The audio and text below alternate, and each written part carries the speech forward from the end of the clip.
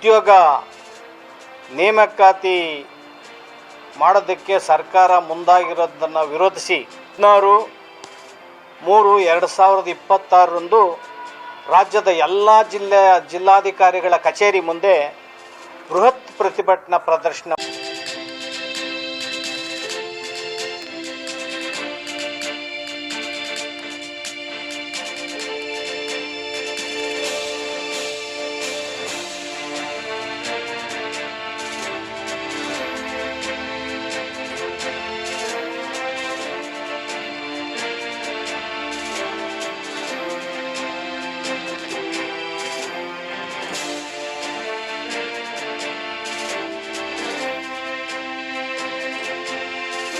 ಒಳ ಮೀಸಲಾತಿ ಇಲ್ಲದೆ ಉದ್ಯೋಗ ನೇಮಕಾತಿ ಮಾಡೋದಕ್ಕೆ ಸರ್ಕಾರ ಮುಂದಾಗಿರೋದನ್ನು ವಿರೋಧಿಸಿ ಕರ್ನಾಟಕ ರಾಜ್ಯದಾದ್ಯಂತ ಕರ್ನಾಟಕ ದಲಿತ ಸಂಘರ್ಷ ಸಮಿತಿ ಮತ್ತು RPIB 16/3/2026 16/3/2026 ರಾಜ್ಯದ ಎಲ್ಲ ಜಿಲ್ಲಾಧಿಕಾರಿಗಳ ಕಚೇರಿ ಮುಂದೆ ಬೃಹತ್ ಪ್ರತಿಭಟನಾ ಪ್ರದರ್ಶನವನ್ನು ಮಾಡೋದಕ್ಕೆ ಇಂದಿನ ಸಭೆಯಲ್ಲಿ ಮತ್ತು ಇದಕ್ಕಿಂತ ಮೊದಲು ನಡೆದಂಥ ದಾಸಂಸ ಮತ್ತು RPIBಯ ಕಾರ್ಯಕಾರಿಣಿ ಸಭೆಯಲ್ಲಿ ಸರ್ವಾನುಮತದಿಂದ ತೀರ್ಮಾನವನ್ನು ಮಾಡಿದ್ದೇವೆ. ಉದ್ಯೋಗ ನೇಮಕಾತಿನಲ್ಲಿ ಉದ್ಯೋಗಾಕಾಂಕ್ಷಿಗಳಿಗೆ ಉದ್ಯೋಗ ಕೊಡೋದ್ರಲ್ಲಿ, ಉದ್ಯೋಗ ನೇಮಕಾತಿ ಮಾಡೋದ್ರಲ್ಲಿ ನಮ್ಮ ವಿರೋಧವಿಲ್ಲ. ಆದರೆ ಉದ್ಯೋಗ ನೇಮಕಾತಿನಲ್ಲಿ ಪರಿಶಿಷ್ಟ ಜಾತಿಗಳ ಒಳ ಮೀಸಲಾತಿಯನ್ನು ಅಳವಡಿಸ್ತಲೇ ಉದ್ಯೋಗ ನೇಮಕಾತಿ ಮಾಡೋಕ್ಕೆ ಹೊರಟಿರೋದು ಇದು ಅತ್ಯಂತ ವಿಷಾದನೀಯ ಮತ್ತು ಪರಿಶಿಷ್ಟ ಜಾತಿಗಳು ಮತ್ತು ಮಾದಿಗ ಸಂಬಂಧಿತ ಜಾತಿಗಳಿಗೆ ಇದು ಮರಣ ಶಾಸನವಾಗಿದೆ. ಮಾದಿಗ ಸಂಬಂಧಿತ ಜಾತಿಗಳು ಕಳೆದ 35 ವರ್ಷಗಳಿಂದ ರಾಜ್ಯದಲ್ಲಿ ನಿರಂತರವಾಗಿ ಹೋರಾಟಗಳನ್ನು ಮಾಡ್ತಾ ಇದ್ದಾರೆ. 8-10 ಜನ ಜೀವಗಳನ್ನು ಕಳ್ಕೊಂಡಿದ್ದಾರೆ. ಅನೇಕ ಜನ ಜೀವನವನ್ನು ಕಳ್ಕೊಂಡಿದ್ದಾರೆ. ಅನೇಕರ ಮೇಲೆ ಲಾಠಿ ಚಾರ್ಜು, ಪೊಲೀಸ್ ಕೇಸ್ಗಳು, ನಿರಂತರವಾಗಿ ಜಾಥಾ, ಮೆರವಣಿಗೆ, ಪ್ರತಿಭಟನೆ, ಗ್ಯಾರವ್ಗಳು ನಡೆದಿದೆ. ಒಳ ಮೀಸಲಾತಿಯನ್ನು ವರ್ಗೀಕರಿಸ್ತೇವೆ, ನ್ಯಾಯವನ್ನು ಕೊಡ್ತೇವೆ ಅಂತ ಹೇಳಿ ಕಾಂಗ್ರೆಸ್ಸು, BJP, ಜನತಾದಳ ಅಧಿಕಾರವನ್ನು ನಡೆಸಿದಂತಹ ಈ ಪಕ್ಷಗಳು ತಮ್ಮ ಪ್ರಣಾಳಿಕೆಯಲ್ಲಿ ಹಾಕ್ಕೊಂಡು ಅನೇಕ ಭರವಸೆಗಳನ್ನು ಕೊಟ್ಟಿದ್ದಾರೆ. ಬರೀ ಭರವಸೆಯ ಬೇಗುದಿಗೆಯಲ್ಲಿ ಈ ಸಮಾಜವನ್ನು ಮೋಸ ಮಾಡ್ತಾ ಇದ್ದಾರೆ. ಒಳ ಮೀಸಲಾತಿ ಜಾರಿ ಮಾಡೋದಕ್ಕೆ ರಾಜಕೀಯ ಇಚ್ಛಾಶಕ್ತಿಯಾಗಲಿ ಕಳಕಳಿಯಾಗಲಿ ಕಾಂಗ್ರೆಸ್ ಪಕ್ಷಕ್ಕೆ ಇಲ್ಲ. ಕಾಂಗ್ರೆಸ್ ಪಕ್ಷ ಒಂದು ರೀತಿಯ ಪರಿಶಿಷ್ಟ ಜಾತಿಗಳನ್ನು ವೋಟ್ ಬ್ಯಾಂಕನ್ನಾಗಿ ಮಾಡ್ಕೊಂಡಿದೆ. ಒಳ ಮೀಸಲಾತಿ ವರ್ಗೀಕರಣ ಮಾಡೋದಕ್ಕೆ ಸುಪ್ರೀಂ ಕೋರ್ಟ್ನ 7 ಜನರ ನ್ಯಾಯಾಧೀಶರು ತೀರ್ಪು ಕೊಟ್ಟು 2 ವರ್ಷಗಳು ಕಳೆದಿದೆ. 2024 ಆಗಸ್ಟ್ 1ನೇ ತಾರೀಕು ತೀರ್ಪು ಬಂತು.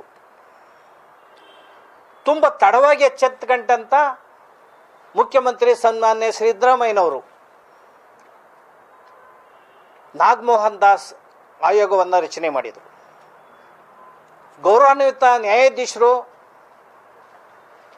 ತುಂಬ ವೈಜ್ಞಾನಿಕವಾಗಿ ವರದಿಯನ್ನು ತಯಾರು ಮಾಡಿ ಸರ್ಕಾರಕ್ಕೆ ಸಲ್ಲಿಸಿದರು. ಅವ್ರ ವರದಿನಲ್ಲಿ 5 ಗುಂಪುಗಳನ್ನಾಗಿ ಮಾಡಿದರು. ಅದನ್ನು ಪರಿವರ್ತಿಸಿ ಅದನ್ನು ಪರಿಗಣಿಸ್ತಲೇ ಸಿದ್ದರಾಮಯ್ಯನವರ ಸರ್ಕಾರ 3 ಗುಂಪುಗಳನ್ನು ಮಾಡಿ ಮಾದಿಗ ಮತ್ತು ಮಾದಿಗ ಸಂಬಂಧಿತ ಜಾತಿಗಳಿಗೆ 6%, ವಲಯ ಮತ್ತು ವಲಯ ಸಂಬಂಧಿತಗೆ 5%, ಮತ್ತು ಸ್ಪೃಶ್ಯ ಸಂಬಂಧಿತ ಜಾತಿಗಳು ಅದಕ್ಕೆ ಅಲೆಮಾರಿಗಳು 59 ಜಾತಿಗಳನ್ನು ಸೇರಿ 4% ಮೀಸಲಾತಿಯನ್ನು ಕೊಟ್ಟರು. ಈ ಮೀಸಲಾತಿ ಏನು ಆ ನಾಡಗೌಡರ ಏನು ನಾಗಮೋಹನ್ ದಾಸ್ರವರ ಆಯೋಗ ಕೊಟ್ಟಂತಹ ವರದಿಯನ್ನು ಸಚಿವ ಸಂಪುಟ ಅಂಗೀಕರಿಸಿದೆ. ಆ ನಂತರ ಎರಡೂ ಸದನಗಳು, ವಿಧಾನಸಭೆ, ವಿಧಾನ ಪರಿಷತ್ತು, ಚಳಿಗಾಲದ ಅಧಿವೇಶನದಲ್ಲಿ ಸರ್ವಾನುಮತದಿಂದ ಅಂಗೀಕರಿಸಿದೆ, ಮಸೂದೆಯನ್ನು ಮಾಡಿದೆ, ವಿಧೇಯಕವನ್ನು ಮಾಡಿ ರಾಜ್ಯಪಾಲರ ಅಂಕಿತಕ್ಕೆ ಕಳಿಸಿಕೊಟ್ಟಿದ್ದಾರೆ. ರಾಜ್ಯಪಾಲರು ಅಂಕಿತವನ್ನು ಹಾಕಿ ಈಗ ಅಧಿಕೃತ ಮಸೂದೆ ಆಗಿದೆ. ಈ ಮಸೂದೆ ಜಾರಿ ಇರುವಂಥ ಸಂದರ್ಭದಲ್ಲಿ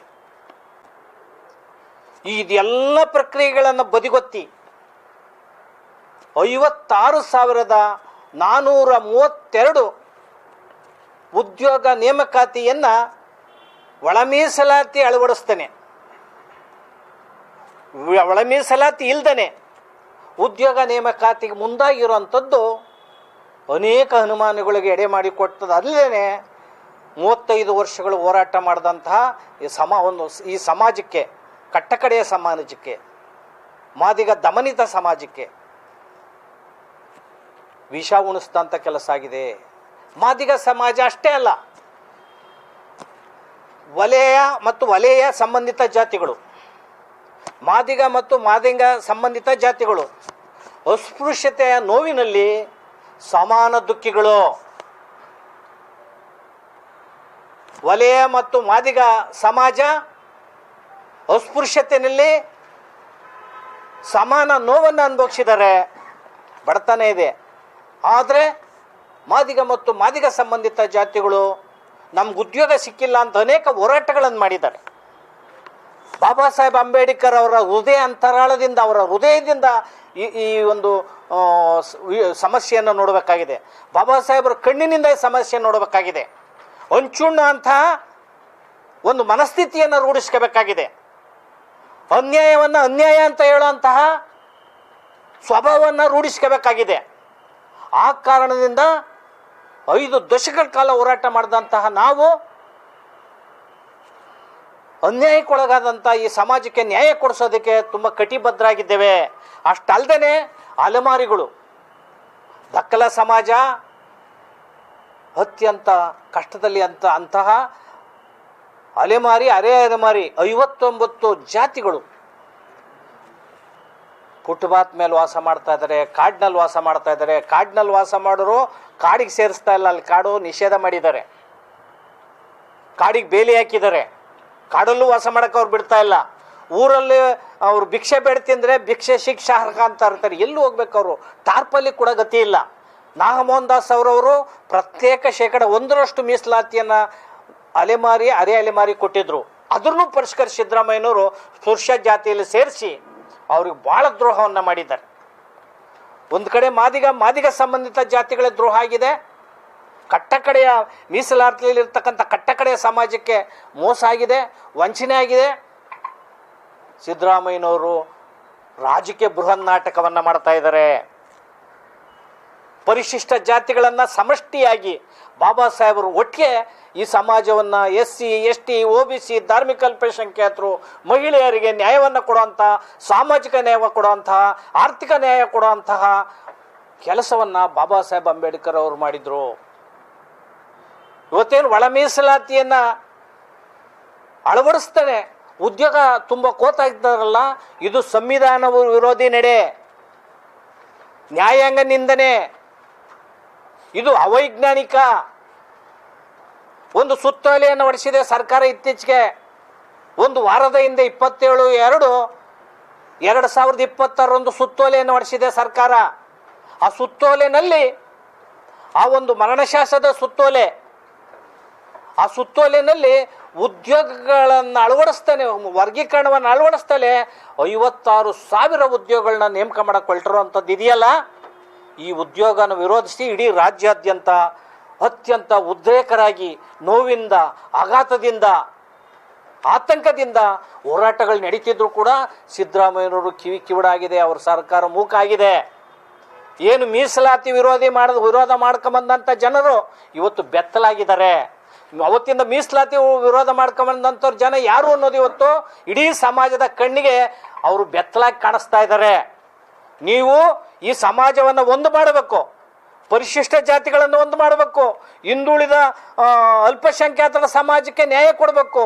ಆದರೆ ಒಂದೇ ಒಂದು ಸಮಾಜದ ಪರವಾಗಿ ನೀವು ರಾಜಕಾರಣ ಮಾಡ್ತಾ ಇದ್ದೀರಲ್ಲ, ಇದು ನಾಚಿಕೆಗೇಡಿನ ಸಂದರ್ಭ. ಸಿದ್ದರಾಮಯ್ಯನವರು ಇವತ್ತು ಅಸಮರ್ಥರಾಗಿದ್ದಾರೆ. ಸಿದ್ದರಾಮಯ್ಯನವರು ಒಳ ಮೀಸಲಾತಿಯ ವಿರೋಧಿಗಳು. ಸಿದ್ದರಾಮಯ್ಯನವರು ಸಾಮಾಜಿಕ ನ್ಯಾಯವನ್ನು ಅವತ್ತಿಂದ ಏನು ಹೇಳ್ಕೊಂಬಂದಿದ್ದಾರೆ, ಅಹಿಂದ ತುತ್ತೂರಿಯನ್ನು ಹೇಳ್ಕೊಂಬಂದಿದ್ದಾರೆ. ಇದೆಲ್ಲನೂ ಕೂಡ ಸುಳ್ಳು.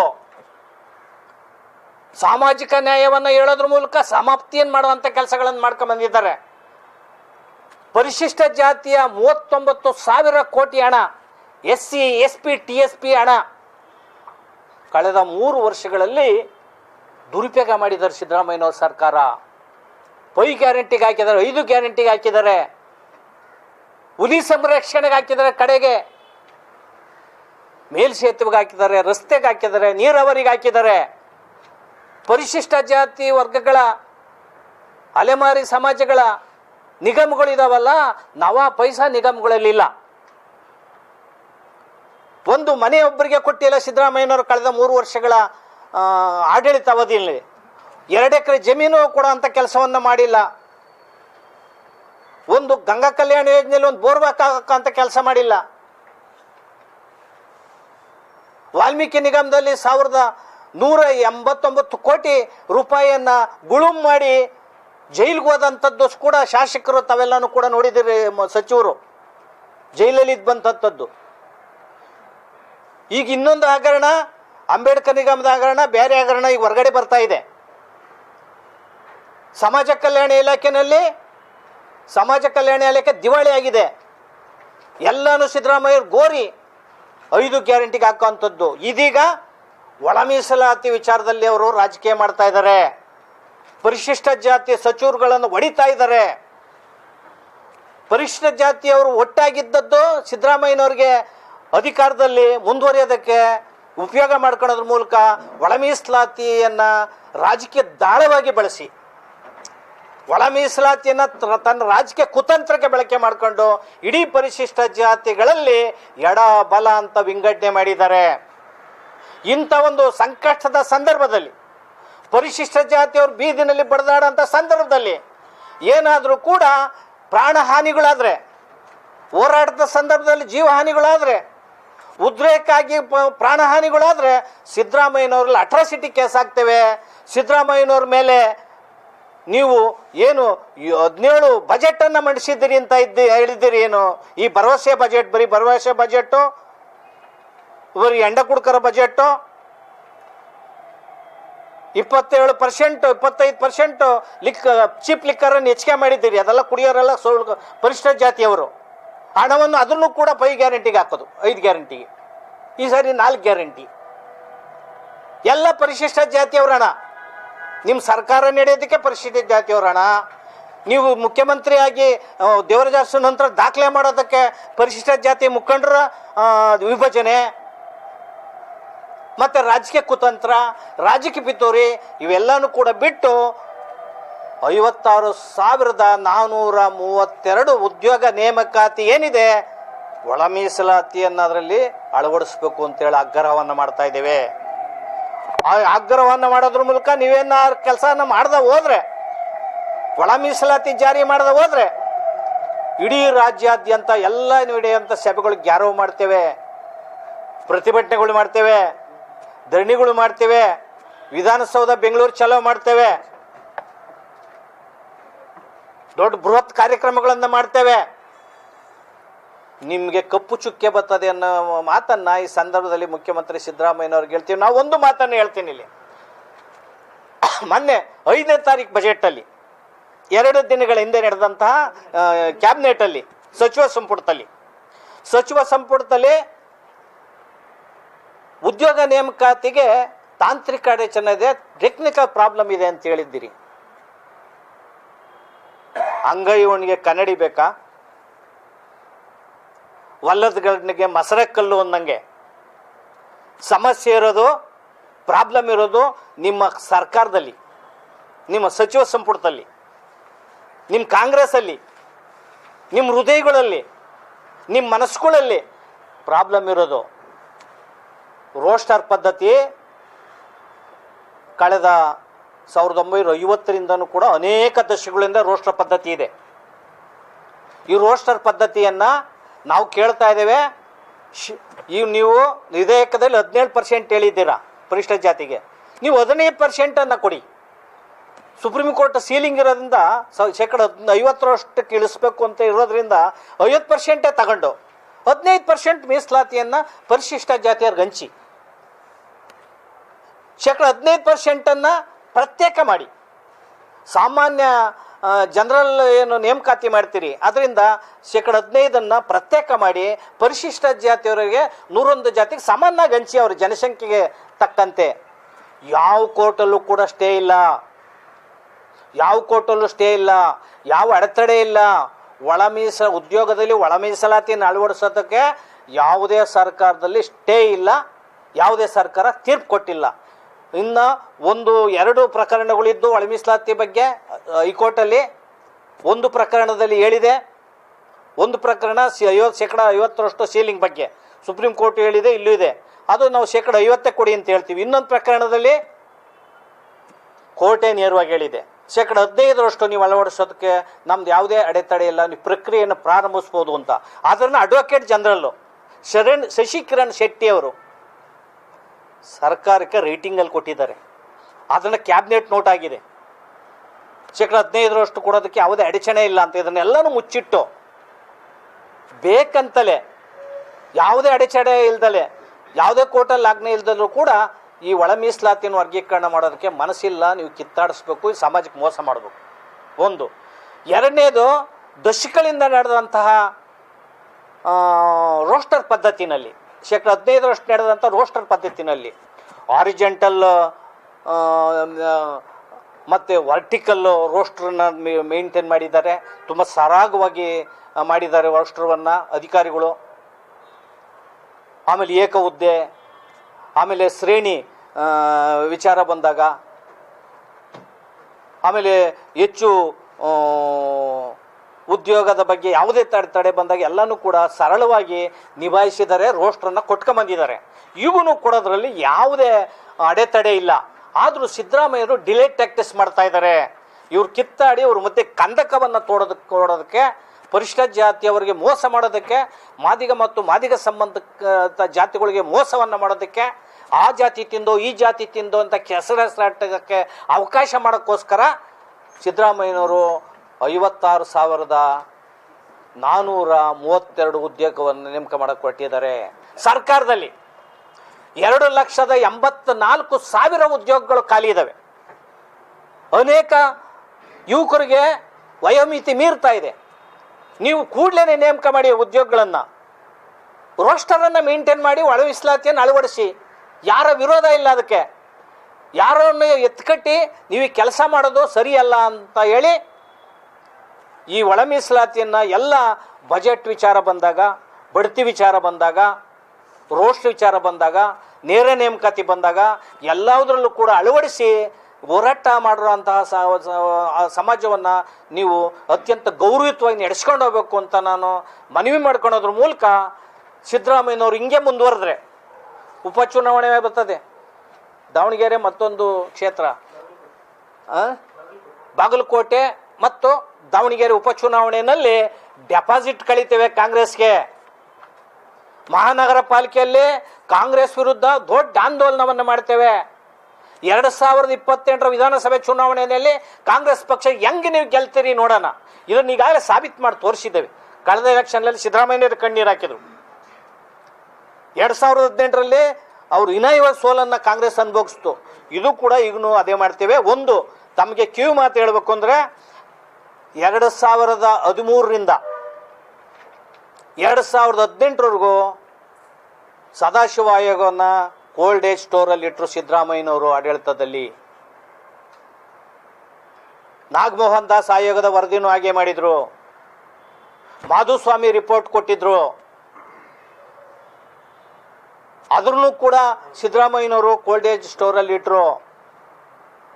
ಕಾಂತರಾಜ್ ವರದಿ, ಹಿಂದುಳಿದವ್ರ ಪರ್ವ ಕೊಟ್ಟಂತ ಕಾಂತರಾಜ್ ವರದಿ ಆಯೋಗದ ವರದಿ, ಅದರ ಮೇಲೆ ಜಯಪ್ರಕಾಶ್ ಹೆಗಡೆ ಅವ್ರನ್ನ ನೇಮಕ ಮಾಡಿದ್ರು. ತಿರುಗಿ ಅದ್ರೂ ಕೂಡ ರಾಜೀವ್ ಗಾಂಧಿ ಹತ್ರ ಹೋಗಿ ಅದ್ರೂ ಕೂಡ ತಳಕ ಹಾಕ್ಯಂಗೆ ಕೂತ್ಕೊಂಡ್ರು, ಅಡಿ ಹಾಕ್ಯಂಗೆ ಕೂತ್ಕೊಂಡ್ರು. ಅಂದರೆ ಹಿಂದುಳಿದವ್ರಿಗೂ ಕೂಡ ಸಿದ್ದರಾಮಯ್ಯನವರು ನ್ಯಾಯ ಕೊಟ್ಟಿಲ್ಲ, ಸಾಮಾಜಿಕ ನ್ಯಾಯ ಕೊಟ್ಟಿಲ್ಲ, ಅಲ್ಪಸಂಖ್ಯಾತರ ನ್ಯಾಯ ಕೊಟ್ಟಿಲ್ಲ, ಪರಿಶಿಷ್ಟ ಜಾತಿ ವರ್ಗಗಳಿಗೆ ನ್ಯಾಯ ಕೊಟ್ಟಿಲ್ಲ. ನಾನು ಹೇಳ್ತೇನೆ, ಎಷ್ಟು ಬಜೆಟನ್ನು ಮಂಡಿಸಿದ್ದೀರಿ ಅನ್ನೋದು ಮುಖ್ಯ ಅಲ್ಲ ಸಿದ್ದರಾಮಯ್ಯನವರೇ. ಎಷ್ಟು ವರ್ಷ ಮುಖ್ಯಮಂತ್ರಿ ಆಗಿದ್ರಿ, ದಾಖಲೆ ಮಾಡಿದ್ರಿ ಅನ್ನೋದು ಮುಖ್ಯ ಅಲ್ಲ. ಬದ್ಧತೆ ಇರಬೇಕು. ನಿಮಗೆ ಬಹುಮತ ಇದೆ, ನಿಮಗೆ ಬದ್ಧತೆ ಇಲ್ಲ. ಒಳ ಮೀಸಲಾತಿ ಸಾಮಾಜಿಕ ನ್ಯಾಯ ಹೇಳ್ತೀರಿ ನೀವು, ಸಾಮಾಜಿಕ ನ್ಯಾಯಕ್ಕೆ ತಕ್ಕಂತೆ ನಡ್ಕಂತ ಇಲ್ಲ. ಸಂವಿಧಾನದ ಹೆಸರು ಹೇಳ್ತೀರಿ, ಸಂವಿಧಾನ ಪರಿಕಲ್ಪನೆಗಳು ಆಶಯಗಳು ಕಿಂಚತ್ತು ನಿಮಗೆ ಗೊತ್ತಿಲ್ಲ. ಅಡ್ವೊಕೇಸಿ ಹೇಳ್ತೀರಿ, ಅಡ್ವೊಕೇಸಿನೂ ನ್ಯಾಯವೇ ನಿಮಗೆ ಗೊತ್ತಿಲ್ಲ. ಬಂದರೆ ನಿಮ್ಗೆ ನಾವು ಟೀಚ್ ಮಾಡ್ತೇವೆ. ನಿಮ್ಮ ಸಚಿವ ಸಂಪುಟಕ್ಕೆ ಇದ್ರಲ್ಲಿ ತೊಡಕೊಳ್ಳಿ ಏನಾದರೂ ಇದ್ರೆ ನಾವು ನಿವಾರಿಸ್ತೇವೆ. ಯಾವ ಟೆಕ್ನಿಕಲ್ ಪ್ರಾಬ್ಲಮ್ ಇದೆ, ಯಾವ ತಜ್ಞರ ಸಮಿತಿಯನ್ನು ನೇಮಕ ಮಾಡ್ತಿದ್ರು ನೀವು? ಆ ಥರದಿದ್ರೆ ನಮ್ಮ ಜೊತೆಗೆ ದಲಿತ ಸಂಘಟನೆಗಳು ಅಥವಾ ಮಾದಿಗ ಸಂಬಂಧಿತ ಸಂಘಟನೆಗಳೊಟ್ಟಿಗೆ ಚರ್ಚೆ ಮಾಡಿ, ನಾವು ಕ್ಲಿಯರ್ ಮಾಡ್ತೇವೆ ನಿಮಗೆ. ನಿಮ್ಮಲ್ಲಿ ಸರ್ಕಾರದ ಅಧಿಕಾರಿಗಳು ಇಲ್ವಾ? ಒಂದು ಇಂಗ್ಲೀಷ್ ನ್ಯಾಯವೇ ಗೊತ್ತಿಲ್ಲ. ನಿಮ್ಮ ಸರ್ಕಾರದಲ್ಲಿ ಆ PTCL ಕೇಸಲ್ಲಿ 2 ಸಾರಿ ತಿದ್ದುಪಡಿ ಮಾಡಿದ್ದೀರಿ. ಅದರೊಳಗಡೆ ಸರಿಯಾಗಿ ಇಂಗ್ಲೀಷ್ ಅರ್ಥ ಆಗದೇನೆ ಸುಪ್ರೀಂ ಕೋರ್ಟ್ ಚೀಮಾರಿ ಹಾಕಿದ್ದಾವೆ, ಕೋರ್ಟ್ಗಳಲ್ಲಿ ಅದು ಬಿದ್ದೋಗಿದೆ.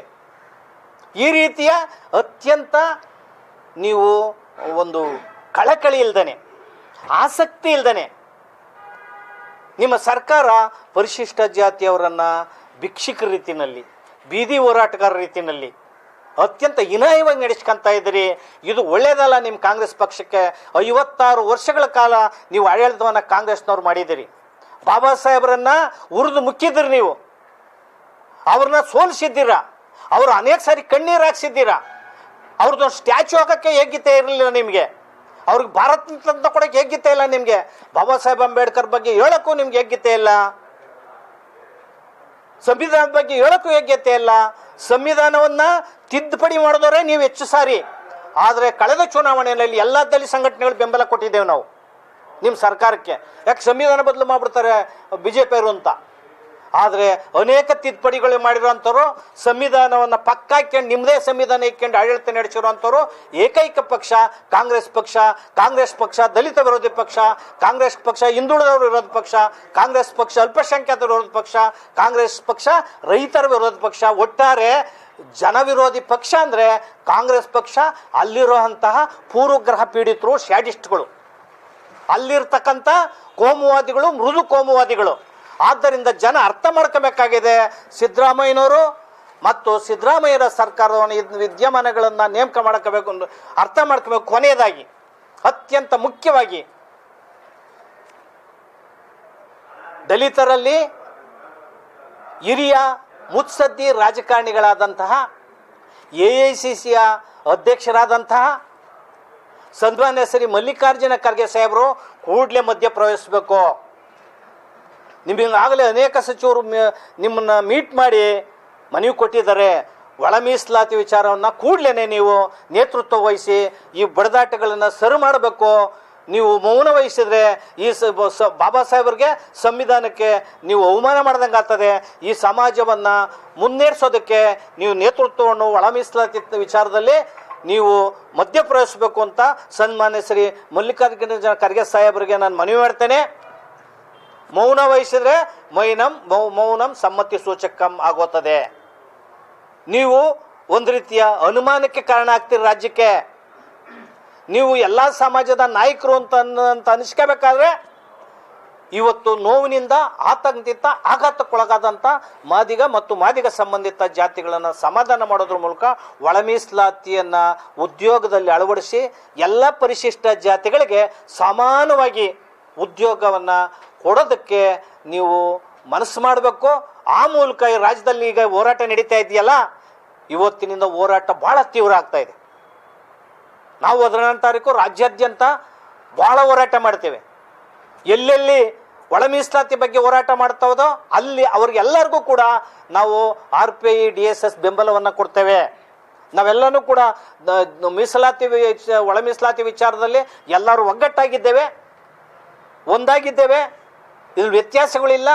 ಅವ್ರವ್ರಿಗೆ ಅನಿಸ್ದಂಗೆ ಹೋರಾಟ ಮಾಡಿದರೆ ನಾವು ಬೆಂಬಲವನ್ನು ಕೊಡ್ತೇವೆ ಅನ್ನೋ ಮಾತನ್ನು ಈ ಸಂದರ್ಭದಲ್ಲಿ ಹೇಳಿ ಈ ಸಭೆಯನ್ನು ಮುಂದುವರಿಸ್ತೇವೆ. ಮತ್ತು ಮುಂದಿನ ಅನೇಕ ಸಭೆಗಳು ಹೋರಾಟಗಳು ನಡ್ತೇವೆ ಅಂತ ಮಾತನ್ನು ಹೇಳಕ್ಕೆ ಇಚ್ಛೆಪಡ್ತೀವಿ.